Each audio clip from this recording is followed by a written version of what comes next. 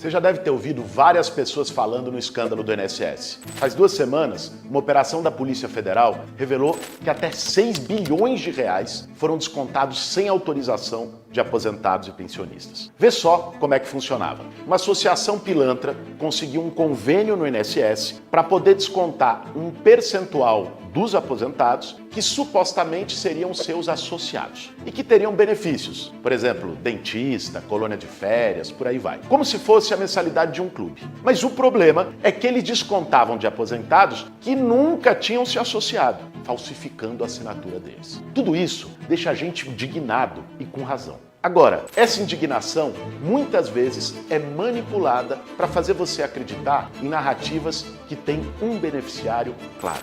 E esse beneficiário é justamente aquele que é o maior responsável pelo esquema. Me acompanha que eu vou te explicar a verdade. A operação da PF mirou o desvio de recursos de beneficiário do INSS entre 2019 e 2024. Segundo a própria Polícia Federal, o esquema começou em 2019, primeiro ano do governo do Bolsonaro.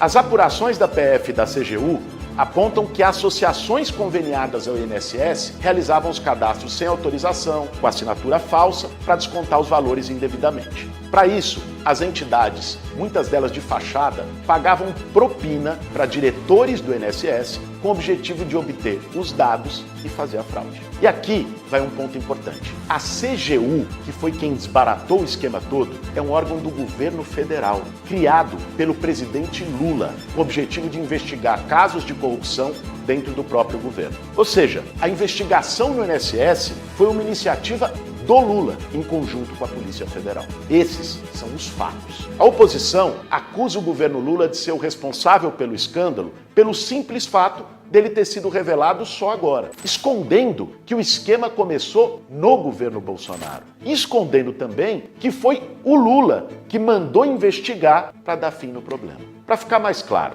vamos ver alguns dos personagens dessa trama. O relatório da PF cita um cara chamado Antônio Carlos Antunes, o careca do INSS. Ele foi o intermediário das fraudes. Nas eleições, ele foi doador da campanha do Bolsonaro. Outro nome, Maurício Camisotti, que era sócio oculto de uma das principais entidades do esquema, Ambev. Em 2021, o Camisotti foi protagonista lá na CPI da pandemia daquele caso da vacina da Covaxin, que teve propina e tal. Você lembra? Pois é, o mesmo cara do esquema da vacina no governo Bolsonaro também é uma figura central do esquema do INSS. Será que é coincidência? Isso para não falar de uma figura mais conhecida, Onyx Lorenzoni, que foi ministro da Previdência do Bolsonaro.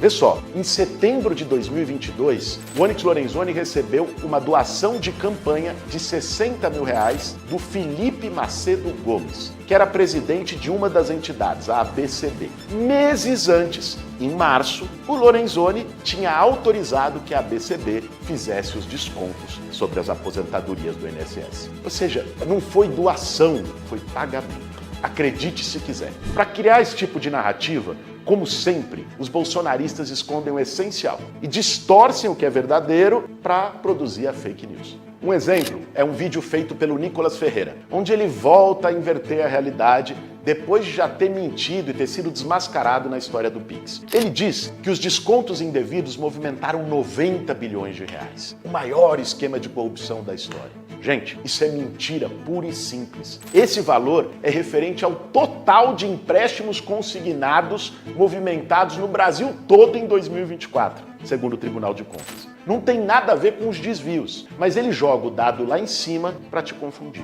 Se a gente usasse a lógica do próprio Nicolas, o Bolsonaro teria roubado mais de 130 bilhões de reais, porque esse foi o total movimentado por empréstimos consignados só num período do governo dele. Inclusive, nós fizemos um projeto de lei em 2023 para combater os bancos e financeiras que praticam golpe contra aposentados no consignado.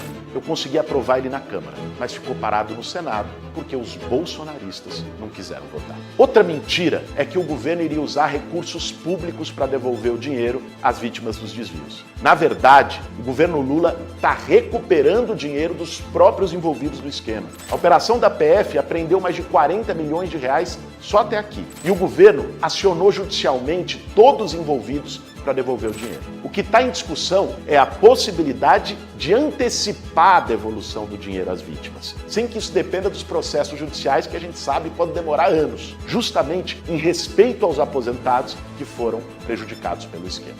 Mas o Nicolas vai além.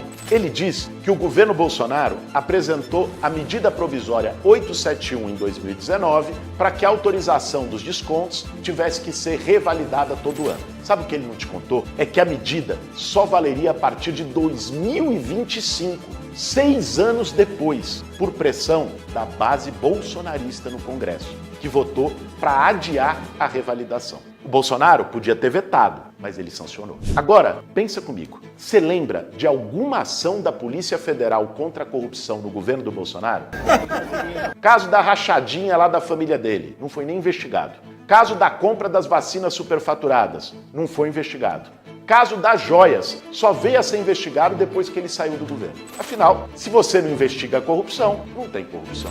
O caso do INSS mostra que a dissimulação dessa turma não tem limite. Na psicologia, tem um nome para isso, chama projeção. É o termo usado para descrever o fenômeno em que você atribui aos outros as práticas que são suas. Eles são mestres nisso. Por isso, compartilhem a verdade.